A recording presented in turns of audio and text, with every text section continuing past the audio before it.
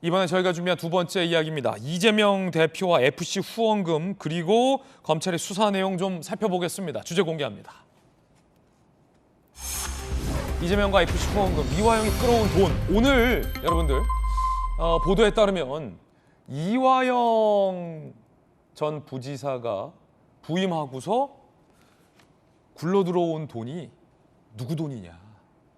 이전에도 없었고 이후에도 없었던 이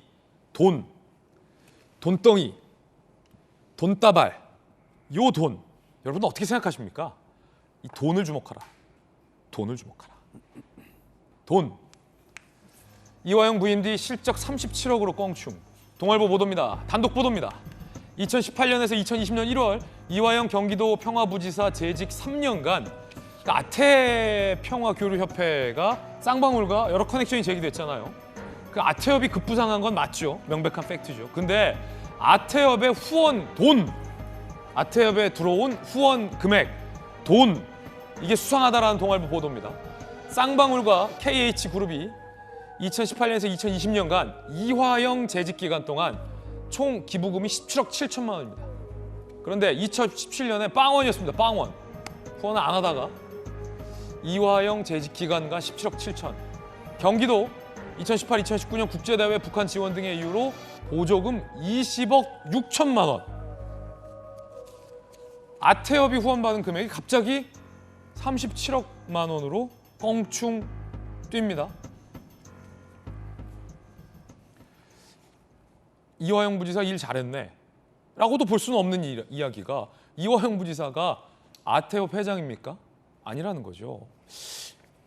쌍방울과 그 계열사가 집중적으로 아태협에 후원금을 했다? 근데 잘 기억을 해보면 경기도 북한 행사 때 역시 쌍방울이 우회적으로 아태협에 돈을 후원해 준 거 아니냐라는 의혹과 관련해서 검찰은 수사를 벌이고 있습니다. 그것까지 합치면 꽤 우연의 일치가 많이 겹치게 됩니다. 그런데 경기도는 이 같은 자료들의 공개를 거부했습니다. 그래서 논란입니다.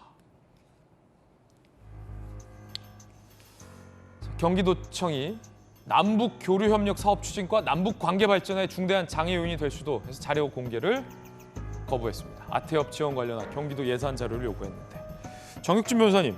네네.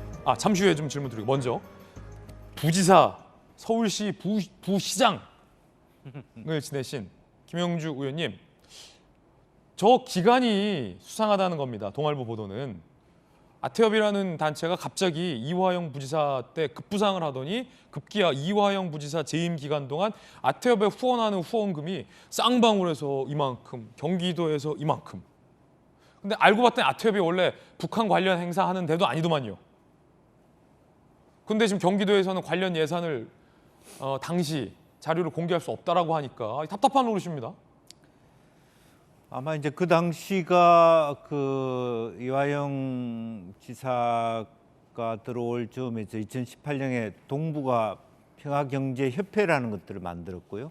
또 실제로 서울시도 그렇고 경기도도 그렇고 남북 문재인 정부가 들어서 남북 관계가 활성화될 걸 염두에도 상당히 많은 교류 예산을 비축해 놓은 상태였기 때문에 뭐 역량들은 충분했을 거라고 보고, 특히 경기도는 접경 지역이 있기 때문에 더 많았을 것이라고 보여지는데, 어쨌든 평화부지사가 되고 또 아태협이라는 걸 만들어지면서 실질화되었기 때문에 북한과 관련해서, 즉 한반도의 신경제 지도를 중심으로 해서 자원 개발 또 뭐 항만 개발 이런 것들을 원하는 기업들의 참여가 아주 활성화됐을 가능성이 많았다라고 보고, 그 상징적 인물이 이화영이었고, 실제로 동북아 평화경제협회는 이사장이 이제 그 우리 총리를 지내신 누굽니까? 이해찬 전 총리께서 이사장을 하고 계셨기 때문에 그 전부터의 2018년부터 뭐랄까 남북 경협에 관심 있는 많은 기업들과 함께 했던 그런 것들이 배경이 될 수 있었다라고 생각이 들고요. 이제 그 당시에 실제적으로 보면 자기 개인의 어떤 정치적 이력 속에 남북 관계의 경험들이 좀 부족했던 이재명 지사가 남북 관계라고 하는 그 주제를 자기의 정치 의제화하는 가운데서 이런 역할이 강화됐을 가능성이 많고 그러한 부분에 대해서 상당히 많은 쌍방울이나 예. 쌍방울과 연관되어 있던 뭐 KH그룹 이런 분들이 상당히 적극적으로 예. 투자를 하고 후원을 할 수 있는 그런 기반이 조성되었다. 그렇게 봐야 될 것 같습니다. 정익진 변호사님. 네네. 그때 남북 관계가 활성화돼 있었기 때문에 아태협이라는 단체에 후원금이 많이 들어온 것 같다. 경기도에서는 들어온 것 같다라고 했는데 결국은 다 안 됐어요.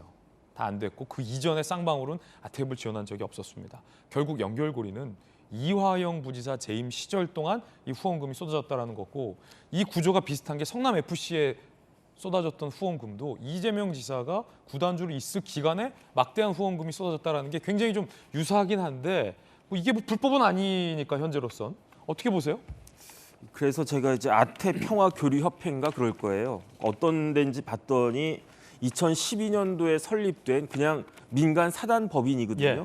그런데 어떤 일들을 했냐면 좋은 일들을 많이 했었어요. 그 일제 시대 때 특히 이제 태평양 전쟁 때 탄광 같은 데 끌려가셨던 분들의 유고를 봉환하는 그러한 사업들을 많이 쭉 해왔던데 그런데 이제 2018년도부터 그렇게 이제 북쪽과 관련된 일들을 시작을 하면서 보니까 2019년도에 통일부로부터 대북 지원 사업자로 지정까지 받았더라고요. 그런데 어쨌든 이화영 부지사가 취임하기 이전까지는 주로 이제 일제 관련된 일들을 했었지 그 북한과 관련된 일들은 전혀 안 했었던 것 같고 그다음에 이제 조금 전에 나왔지만은 쌍방울이나 KH로부터 17억을 받았던 170억을 받았던 그거는 제가 알 바 아니다라는 생각이 드는데 왜냐하면 네. 그거는 뭐 쌍방울이 알아서 할 문제니까 그다음에 쌍방울이 돈이 없음에도 불구하고 그런 거액을 그 아태협 같은 데다 줬다. 그건 뭐 주주들이 이제 배임 문제로 그 들고 일어설 수는 있을지 몰라도 뭐 저하고는 상관이 없는 일인데 예.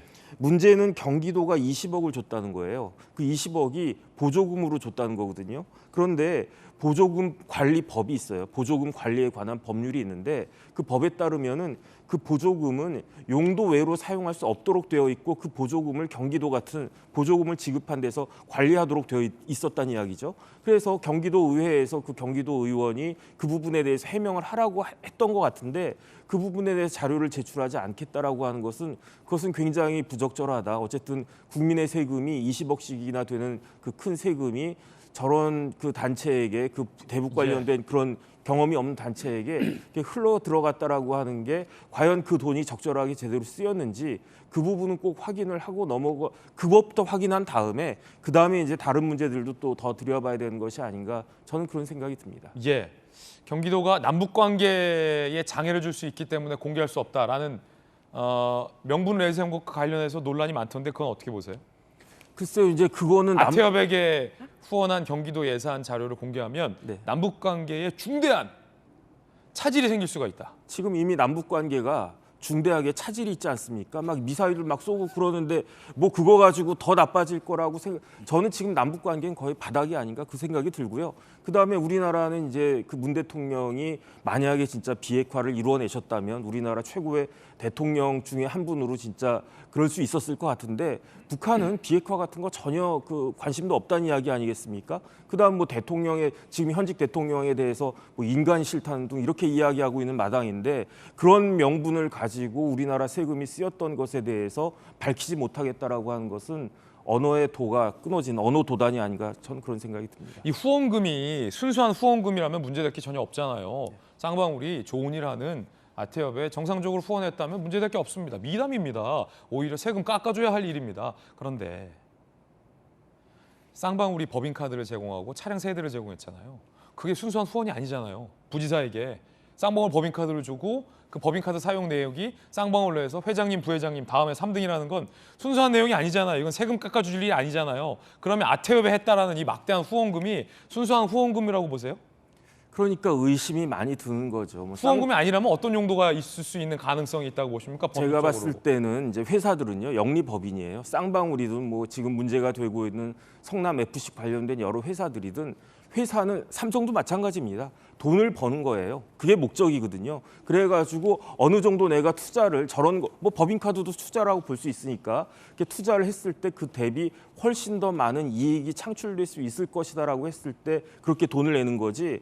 그냥 뭐 자선단체도 아닌데 생돈 그렇게 냈을 거라고 저는 생각이 되지 않고요. 그럼 어떤 돈이 그다음에 가능성이 이제 있다? 쌍방울 관련해서는 제가 예. 봤을 때는 결국은 주가 조작 아닌가 싶어요. 왜냐하면 쌍방울이 아무리 그렇다고 하더라도 뭐 삼성현대 같은 기업도 현대아산도 마찬가지 아니겠습니까?